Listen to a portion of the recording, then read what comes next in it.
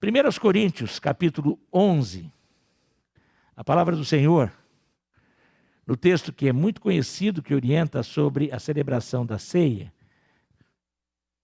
nós vamos ver 3 versículos deste texto, e esses versículos estarão sendo colocados na tela. 1 Coríntios 11, e eu peço que coloquem aí os versículos 28, versículo 26, 28 e 32. 26, 28 e 32. 1 Coríntios 11. Se você pode acompanhar, nós faremos a leitura todos juntos, do versículo 26, depois teremos a leitura do versículo 28 e a leitura do versículo 32. Vamos ler juntos? Em casa também leia. Porque todas as vezes que comerem este pão e beberem o cálice, vocês anunciam a morte do Senhor até que ele venha. Versículo 28. Que cada um examine a si mesmo e assim coma do pão e beba do cálice. Versículo 32.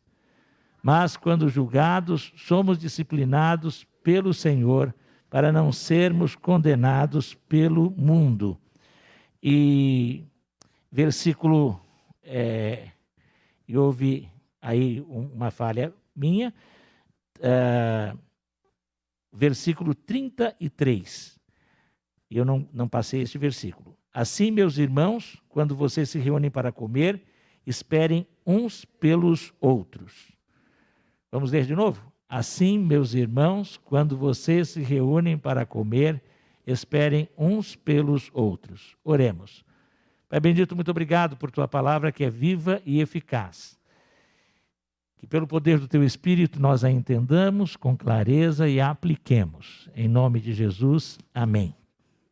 Para onde olhar na celebração da ceia do Senhor? Quando pequeno, participando de celebrações, fui criado numa igreja batista, a igreja que eu participava ela era bem formal, tinha cadeira de púlpito, tinha cadeiras de diáconos, e o pastor ia à frente com todos os diáconos que iam participar da celebração.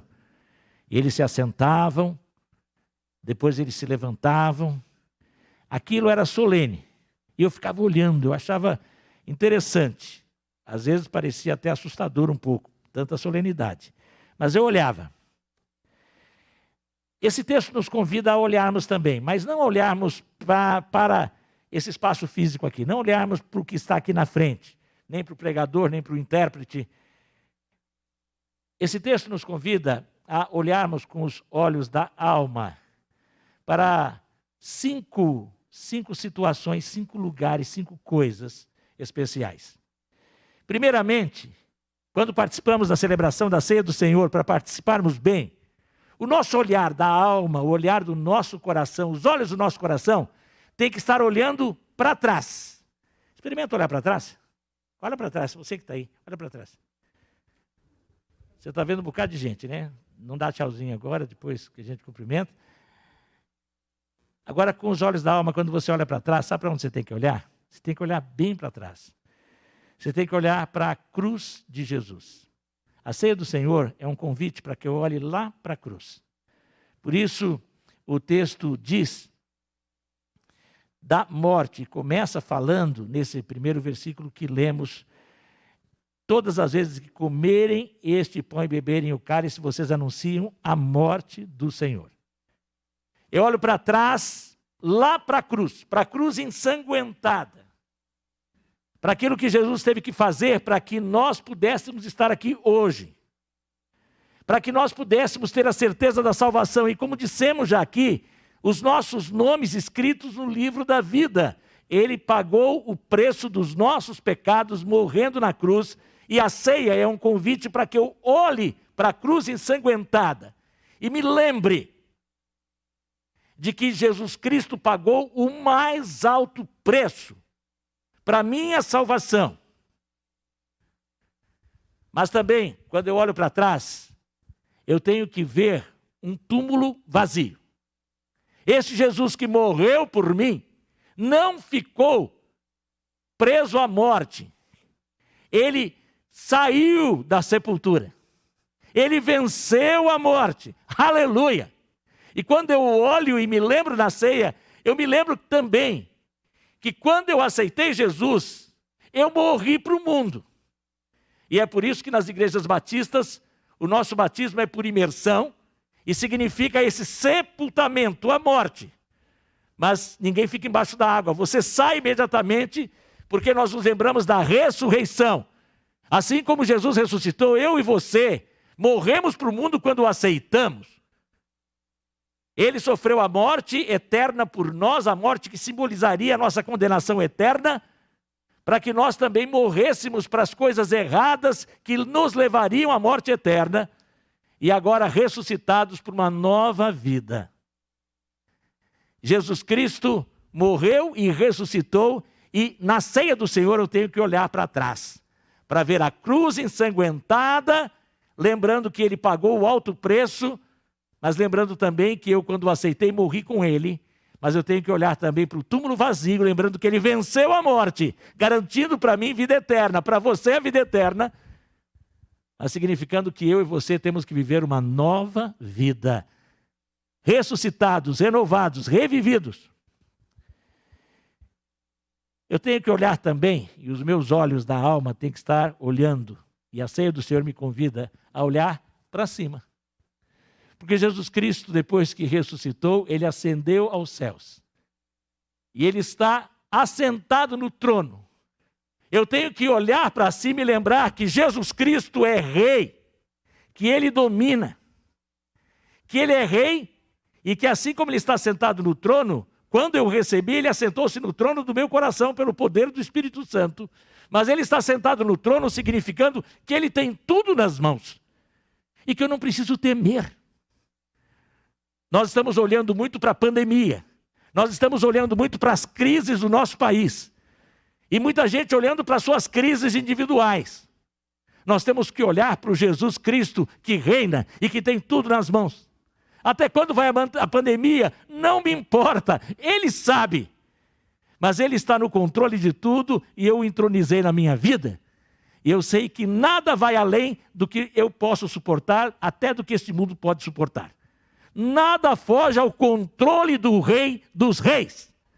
A ceia me leva e me convida a olhar para cima e ver Jesus no trono, dirigindo e conduzindo. Isso me leva a descansar. Ele é rei, mas me leva a lembrar que Ele é rei da minha vida e eu tenho que obedecê-lo, para que as coisas estejam no lugar. Não importa tudo o que acontecer. Agora, também, eu sou convidado a olhar para frente. Olhar para frente, porque diz que eu tenho que...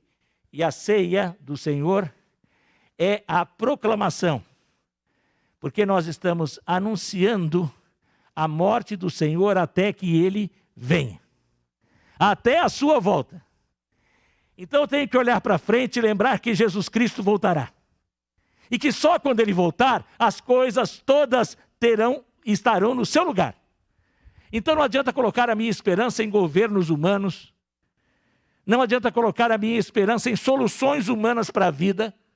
Eu tenho que fazer a minha parte, é claro, mas eu tenho que saber que a solução para tudo se dará apenas na volta do Senhor, quando Ele reinar literalmente na terra.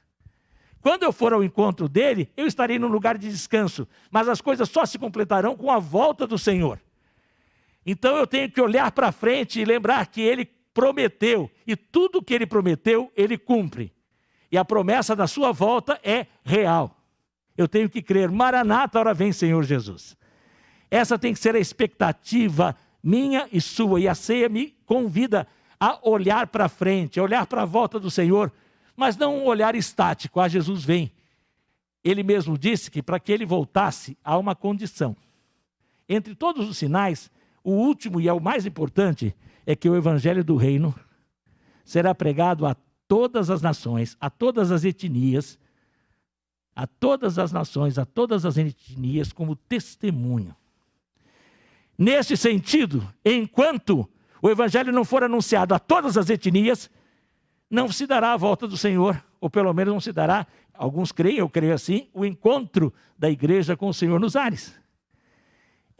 Este item tem que ser cumprido literalmente, e quando eu olho para frente, eu também olho para o fato de que eu tenho que participar do cumprimento desta predição do Senhor. Como? Pregando o evangelho em todos os lugares. Anunciando a Jesus. A nossa igreja tem buscado fazer. Você individualmente tem que fazer. Nós temos folhetos, você tem que falar e testemunhar. E temos que apoiar os que estão indo a outros lugares, porque ele tem que ser anunciado em todo o mundo. E quando eu olho para frente, eu olho para isto. E eu olho para o fato de que eu tenho que participar do cumprimento desta predição para que a volta do Senhor se concretize. Agora também, na ceia do Senhor, eu sou convidado a olhar com os olhos do meu coração para dentro. O que diz o versículo 28? Cada um examine-se a si mesmo, e assim coma do pão e beba do cálice. Daqui a pouco estaremos tendo um momento de confissão de pecados, de oração silenciosa, onde você vai pedir que o Senhor aponte coisas na sua vida que têm que ser consertadas, pecados que ainda não foram confessados. Isso deve ser feito diariamente, não apenas no dia da ceia. No entanto, a ceia me lembra de que isso tem que ser feito renovadamente. Confessar, olhar para dentro, eu tenho que me examinar. E eu só consigo me examinar pedindo que o Espírito Santo sonde o meu coração. Eu só consigo me examinar conhecendo a vontade de Deus, por isso eu tenho que ouvir sempre a sua palavra. Agora, se eu me examinar e encontrar um pecado ou uma prática que ainda atrapalha a minha comunhão com Deus, que ofende ao Senhor, o que eu tenho que fazer? Confessar e me dispor a abandonar. Ah, pastor, mas eu não sinto forças ainda disso. Eu tenho um ódio no coração. Eu tenho uma mágoa no coração. Coloque isso na presença do Senhor. Peça perdão e diga, Senhor, me dê forças para que isso desapareça. Para que eu me acerte com meu irmão. Não dá para fazer isso agora, mas eu vou fazer. Eu quero tirar esta mágoa. Eu quero entregar-te tudo isto. E é o que você tem que fazer no momento da sua confissão, quando você olha para dentro. O pecado não pode afastar você da ceia do Senhor. Tem gente que deixa de vir no dia da ceia, porque, eu estou numa prática pecaminosa e eu não vou fazer. Ou como eu conheci um jovem, já falei isso aqui, que não participou da ceia, foi saber depois, há muitos anos atrás, eu era menino ainda, e ele conversando com outra pessoa, disse, eu saí daqui, eu sabia que aquele camarada ia estar lá, chamei o camarada e dei uns murros na cara dele. Chutei, derrubei ele, o camarada fica falando mal de mim, mexendo comigo, e o outro disse, mas você saiu do culto da ceia. Ele falou, eu não tomei a ceia. Porque eu sabia que eu ia encontrar o fulano, eu queria bater nele, então não tomei a ceia. Esse pecado eu não cometi, mas cometeu o pior. Ao invés do pecado afastar você da ceia, a ceia tem que levar você a se afastar do pecado. Olhar para dentro de você e se há algo mal, fala, Senhor, me dá forças, retira e arranca isso de mim. Eu reconheço e eu tenho que mudar. Faça esta mudança no meu coração. Agora, a ceia do Senhor tem que me levar também a olhar ao meu redor. O versículo 33, eu li o 32, mas o 33, que diz assim, espere uns pelos outros. Nas nossas igrejas batistas, nós temos o costume que nem todas as igrejas têm, depois de todos servirem, todos comem juntos. Seguindo literalmente isto. Mas, na verdade, o que o apóstolo Paulo estava dizendo era algo que não estava acontecendo na igreja de Corinto. Aqueles corintianos eram mal educados, não os de hoje, daquela época.